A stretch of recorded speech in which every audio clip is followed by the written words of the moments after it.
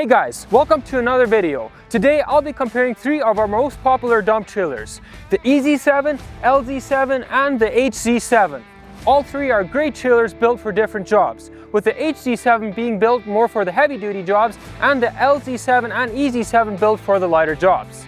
Starting with the weight ratings, the EZ7 and LZ7 both come in a GVWR of 14,000 pounds, where the HZ7 comes in a GVWR of 15,260 pounds for the bumper pull and 15,680 pounds for the gooseneck. The EZ7 comes in bumper pull only, with the LZ7 and HZ7 coming in bumper pull and gooseneck.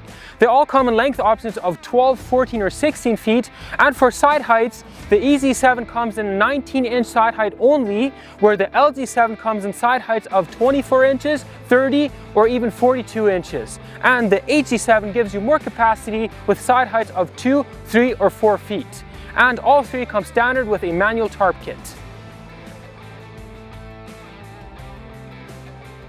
All three trailers feature the same tongue options, which are the 2.5/16 adjustable coupler rated at 21,000 pounds, 3/8 grade 70 safety chains, a breakaway kit, and a 7-way RV all-weather wiring harness. For the jack, it features a spring-loaded drop leg jack rated at 12,000 pounds. The first difference you will notice is the mega toolbox on the HZ7. It has the battery charger, hydraulic pump, and wired remote, plus you have all this space for your tools, where the EZ7 and the LZ7 have smaller toolboxes.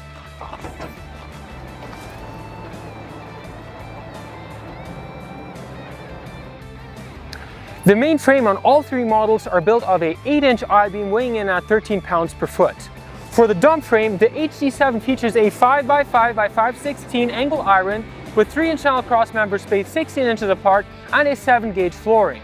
It has 10-gauge rounded steel sides. The EZ7 and the LZ7 feature a lighter built dump frame, a 2x4-inch 11-gauge tubing with 3-inch channel cross member spaced 16 inches apart and a 9-gauge for the flooring, 12-gauge rounded steel sides, and a 2x3-inch 11-gauge tubing for the top rail. The EZ7 also gives you the option of adding wood extension, making the sides a bit higher.